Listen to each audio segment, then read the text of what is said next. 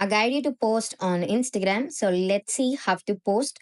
And let's say you're using Instagram for the first time, or otherwise you're already using Instagram. I'll show you how to post. You can tap on the plus icon over there. Here you can take it from your camera, or otherwise you can go through your camera roll.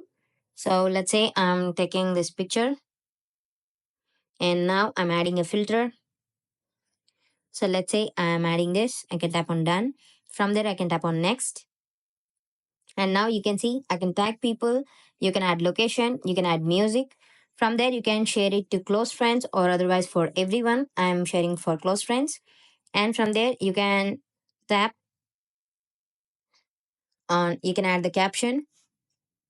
And if you tap on OK and tap on share, and that post will be shared. You can see finishing up, and that will be shared in a few seconds. And you can see the post has been shared. This is how we can share a post on Instagram.